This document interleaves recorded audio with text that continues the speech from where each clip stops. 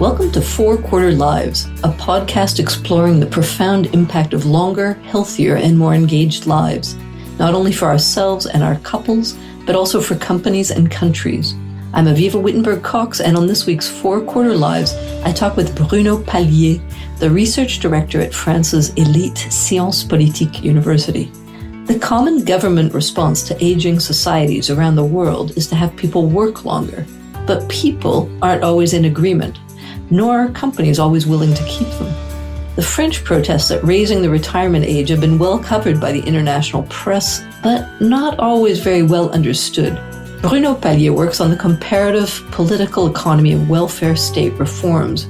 He's co-led a project on the world politics of social investment and another on growth and welfare in global capitalism. And his take is that France and the French aren't half as unusual as the media would have us think. The unrest between employers and employees reflects systemic shifts grounded in our new demographics, and it's likely to be coming to the country you're in. Are we ready?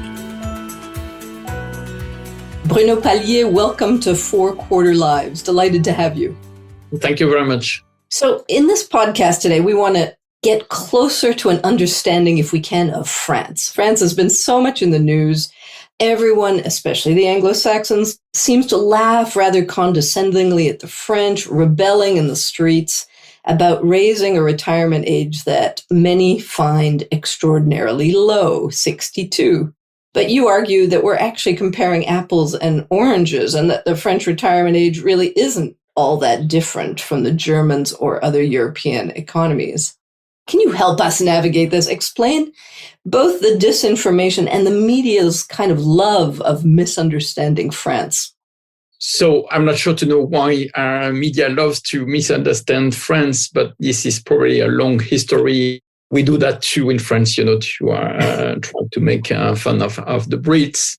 So this is a long story and probably the competition between two empires in the past. But anyway, what I'm more interested is to convey the idea that indeed we compare apple and oranges. And one of the reasons is that because all pension systems have both oranges and apple, in the sense that the apple is at what age you can go on pension and nobody can prevent you from doing that. And in France, it's 62. In Germany, it's 63. Okay, you can go on pension. The problem is that if you go on pension and have not paid enough contribution, for instance, in Germany, you need to pay 45 years of contribution to have a full pension, you will have a rebate, you will have a penalty for leaving too early.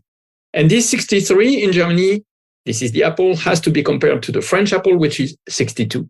Okay. This is kind of like what we would call an early retirement age. It's the earliest age at which the earliest one. But if you decide to go on pension and didn't pay enough years of contribution in a system like the German one or the French one, then there will be a penalty. And the penalty actually is higher in France than in Germany. The penalty is 5% less of what you could expect per missing year as a penalty, on top of the proportionality of calculating the pension. Whereas in Germany, it's 1.3% less per missing years, right? So it's huge, right? The cost of retiring earlier for a French president is then multiples higher than it would be in Germany. And that's one thing which has not been said, is that a lot of low-paid women who have a very chunked career, partial time, some years out of work, they have to wait longer until the orange time. This is what I want to say. So there are oranges in pension system. And the orange is the age at which, even if you don't have enough years, there will be no penalty anymore. And this age is 67 in France. It will be 67 in Germany, but only in a few years. Currently it is 60 years and a half. And this is typically the 68 that is mentioned for UK, the 67 that is mentioned in Italy. This is the age at which, if you retire, even if you don't have enough contribution, there will be no penalty. So actually, if we want to really compare pension system, we have to compare two things. At what age you can leave and nobody can prevent you, but it's at your own risk of losing a lot as compared to the full pension you could get if you work longer. And at what age, even if you don't have enough years and contribution, there will be no penalty. These two ages should be compared. And in France, these two ages are 62, the one which is mentioned in all medias, and 67. And if 62 is amongst the earliest indeed in Europe, but it is 62 as compared to 63 for Germany, for instance, as compared to 63 in Sweden also. This is not, the real comparison between 62 and 67. This is way too exaggerated. And once again, typically cleaning ladies, long-term carers, women taking care of old men and old women, and they don't have a full career. They miss many years of contribution. They have been working part-time. These poorly paid ladies, they have to wait until 67 to ask for their pension. Right.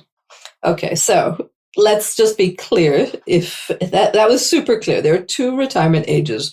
One is the first earliest age you can retire in France at 62, only if you've worked 43 years, which means you started awfully young working, which is probably not the majority of the population.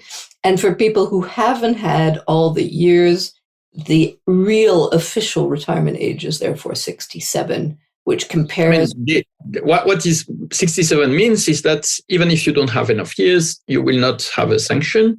If you decide to leave earlier, then you will have a sanction. Of course, you can leave earlier. It's not forbidden, but you will have a sanction.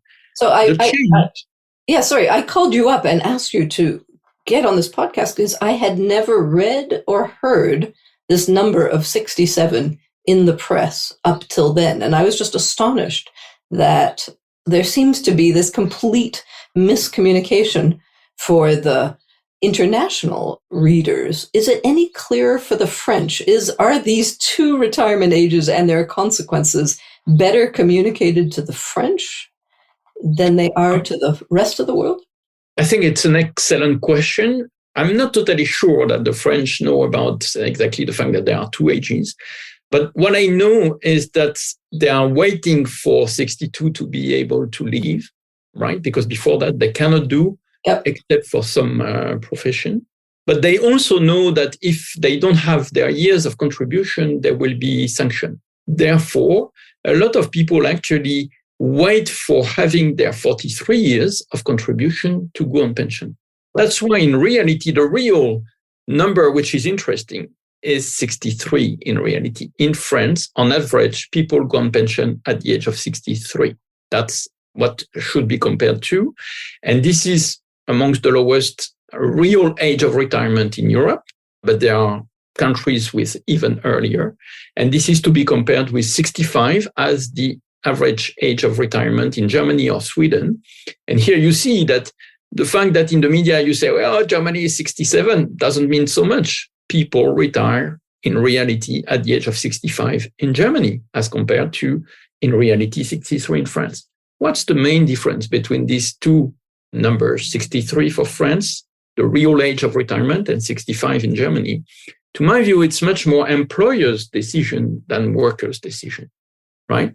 Employers in Germany, as well as in Sweden, they are very keen to keep the older worker because they are lacking of workers. There are labor shortage, especially for skilled workers in both Germany and Sweden.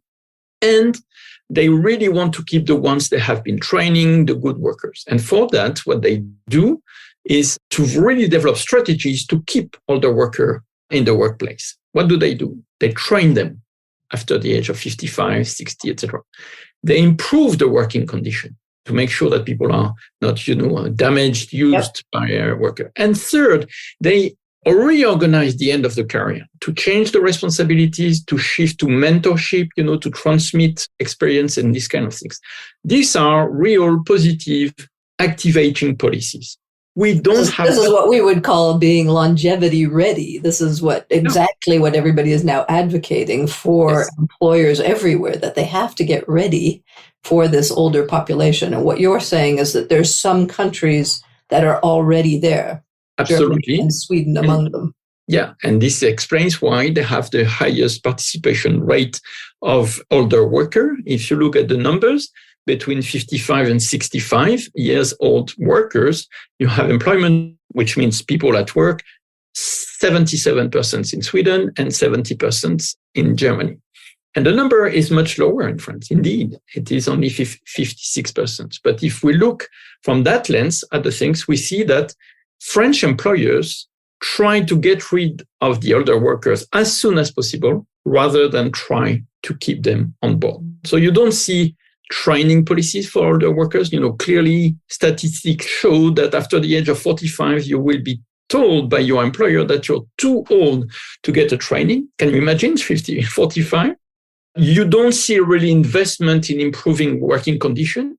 You really see employers considering that older workers are too expensive and I should get rid of them. And you see a lot of what we call social plans and also firing agreements where you see a lot of older workers to be pushed. Nudged out the door as of 45. And here you really see a kind of contradiction in the speeches by the employers, because at the national level, they say, people should work until the age of 67, and perhaps even more. But on the ground, within firm, you see HR and others trying their best to get rid of older workers, which means that this is one of the many reasons why French people are so angry about the situation. Because if you remember my number, half of the older workers, people age over 55, they are not at work anymore. Half of them, almost half of them. Yeah. So when they are saying you should work longer, from 62 to 64, they say, but look, I've been sacked. I'm not in job. So I will only lose the capacity to gain more rights to pension. And they don't want to keep me in firms. They didn't do anything to keep me in firms. So this is a contradiction in the speech in the employer's side, which means big tension in workers' life. Right. They have no choice.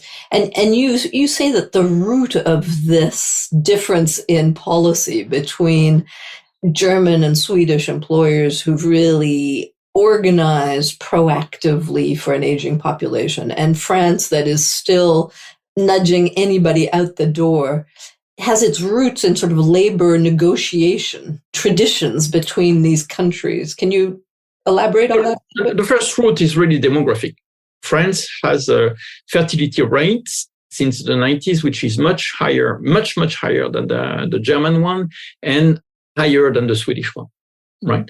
We have a fertility rate of 1.7. It was the lowest, whereas in Germany it was 1.3, 1.4 for Sweden, and we came back to almost 2 in the 2000s. So if you add now 20 years, you see that there has been a lot of young people entering the labor market, around 300,000 per year regularly in the 2000s, whereas you had 3 times less in Germany.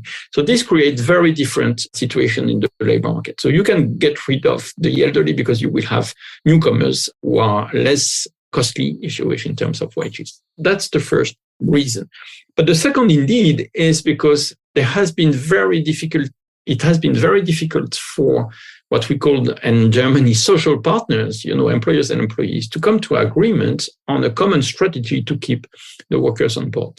Because on the one hand, employers consider the older workers to be too expensive, and on the other hand, the employees, considering that the working conditions were tough and tougher, considering that there was no opportunities to stay in good condition, they negotiated to be able to leave as early as possible. So there was a kind of a hidden common interest in forgetting about long careers on both sides, if you wish.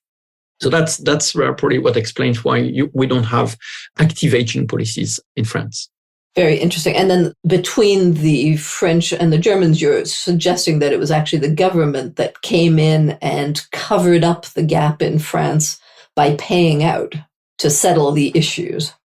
So this is really what we see is that actually in the 80s, the main solution for unemployment was to tell the elderly, why don't you go home? We will pay you. This was an early retirement schemes. There was many in European countries, but in France particularly, there was almost 800,000 departure for early retirement in 1982. just to give you an example. Also, the retirement age at 60, which was decided in 83 in France, was conceived and presented as an employment policy, actually, much more than a pension policy. Let us remove the elderly workers from the labor market. This will leave more rooms for young people. This is not exactly what happened in reality, because in reality, what happened is firms didn't hire new people to replace the going out ones. On the contrary, they asked the remaining ones to produce more. And this is the beginning of what I call hyperproductivity in France. Intensification of work in France is, if you look at how many hours, how many weeks, and how many people work in France, you would say, well, these are lazy. They don't work as much as we do, etc. Even though if you compare the number of hours work in France and in Germany, this is very comparable because there is a lot of part-time work in Germany. But anyway, you can say from a British or American point of view, not many hours. The problem is that since there are less people working less time, they work more. Those who work have a hyper productivity. They have to really produce a lot in less time, if you wish. And this means intensification of work, which also means degradation of working condition, more burnout, more working accident, actually. And also this will to leave as soon as possible because our work is too intense and too exhausting. So that's another number and another message I think that international readers very rarely hear is that France has one of the highest productivity per hour worked in the world.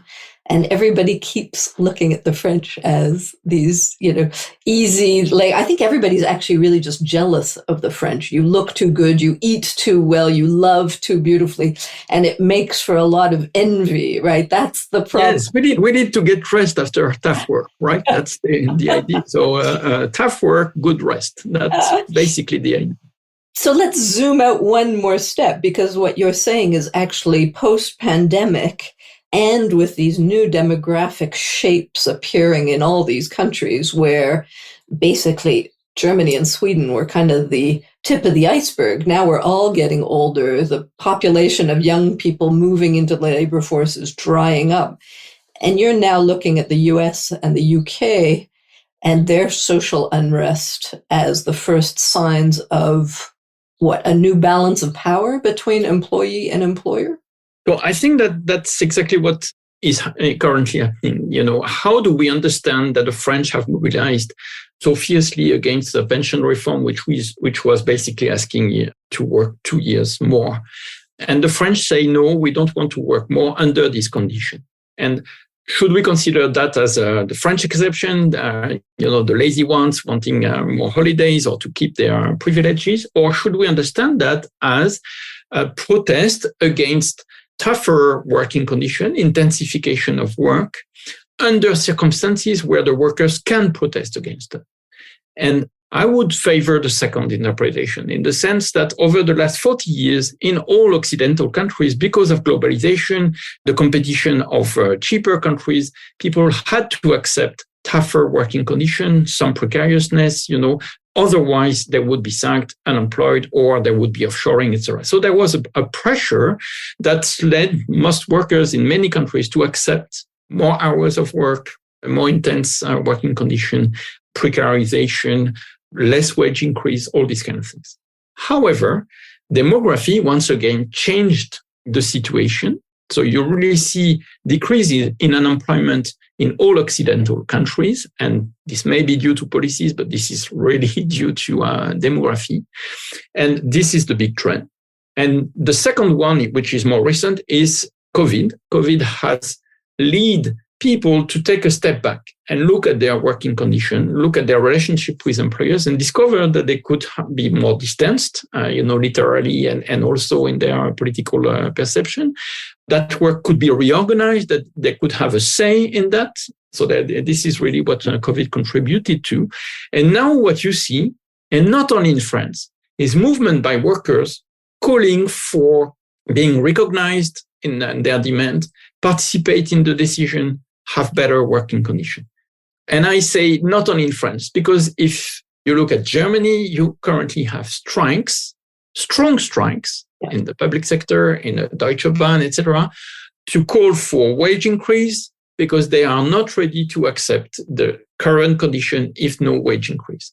And as you know, Germany, if you have strike, it's really because the balance of power has changed so that they can go on strike, and also that they consider that they need to have a concession made to them. Then I turn to UK, and I don't know if you realize how extraordinary it is to have trade unions being able to call for strikes and having strikes. When I teach comparative political economy to my students, I say what Thatcher has done, she has killed the trade unions. And this was true for 20 years. This is not anymore. This is, again, new power in the hands of workers, basically thanks to demography and the distance that they got.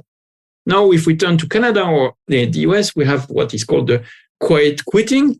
These people who do not return into the formal labor market because they don't want to accept the conditions that are offered. So I think this is a much more broader trend that we see into post-industrial economies, if you wish, where demography, COVID, this common experience allows a return of the workers collectively to find back to get better wage, better working condition. And I think that's pretty interesting time to observe. Fascinating, absolutely fascinating, and a wonderful summary of the real underlying movements that are shifting our world, and the fact that they're largely driven by this new demographic shape that is common to all these countries. Can I dare? Because if I may, just on this demographic trend, everybody agrees that population are aging, therefore we need to do pension reforms. Yes. But people forget that if the population ages, it also means that there are less people in the active population. Therefore, they are stronger. They have more capacities to negotiate their wage and working condition, etc. Absolutely. And if the solution that every government seems to come up with is that they have to work longer, you also have to ensure that they don't burn out and get exhausted and end up on your public healthcare systems because they aren't well. So, dare I end with asking you, what do you see for the future? Are we going to learn from this it's a pretty obvious lesson you're giving us of labor shortages, older workers, and a need to renegotiate the employer-employee contract and adapt completely to aging realities? Will we do it, or are we all going to end up in the streets in incomprehension because we don't actually understand what's happening? The first point to be made is when you see new trends, there are, of course, competition in understanding. And what I propose as an understanding will be contested by many other people saying, what is happening in Germany has nothing to do with what is happening in France. So there is a first thing is, do we agree on the common trend? The second issue is, of course, will the workers be able to be united enough to be able to wade into the debate, the negotiations? And we know how right-wing governments, employers are good at dividing the workers, are promising things to some and not to others. Here, there is a third-part player, which is more and more important in many places in Europe, which are radical right parties. And they do speak to some workers, but put them in confrontation with what they call the welfare beneficiaries and the migrants. So they divide the working class, if you wish. So if there are too many divisions, of course, the workers' powers will be unable to reach out better working conditions, etc. And the third is that we need compromise. And this is the history of Europe. And the compromise, to my view, should be based on quality, because both employers and employees have interest in building what I call an economy of quality, which is increasing the quality of the production, of the services, therefore the qualification of workers, therefore the quality of the workplace and of jobs. And this revolution of quality is a potential political compromise for many partners in Europe, and may be a solution to something we haven't mentioned yet, which is global warming. We need to shift from a quantitative economy, obsessed with the quantity we produce, towards a qualitative economy, where the obsession is much less to produce more, but to produce better, so that the people's welfare at work is improved, and that the services provided are good and not numerous and cheap. That's the big revolution ahead of us. I'm afraid that division and the acceleration of climate change may not make this a smooth path towards a new world. Yep. I fear you're right. A word of advice for any companies listening? How can they get ahead of this curve? I mean, a lot of companies know that the better they treat their worker, the more productive these are. Productive in the sense of being creative, on emphasizing on being reliable, on making good product and good services. So if they play the quality, they have a gain in treating when their workers. And you have tons of examples in the German industry, from that to the Google Map for the coders in California. So this is something that is well known. The only problem is whether companies are betting on quality or on quantity. And if quantity is the trick, trying to do as much as possible for the cheapest as possible, we know the best solution for them is offshoring, is pressure on their workers, exploiting them. And have no advice to give to somebody who wants to exploit others. I think that is a perfect end note. Quality versus quantity. I think that is probably the choice that faces all of our societies at this point in time and our collective futures, unfortunately. Bruno Palier, thank you so much for this incredibly clear and concise summary of what is pretty thorny, incomprehensive sort of pension geekydom, but you've turned it into a politically fascinating divide. Thank you so much for those insights. Thank you very much for the invitation. À bientôt. À bientôt. For more thinking about the impact of our four-quarter lives, you can read my column at Forbes and subscribe to my Elderberries newsletter on Substack. Let's design lives that aren't just longer, but better.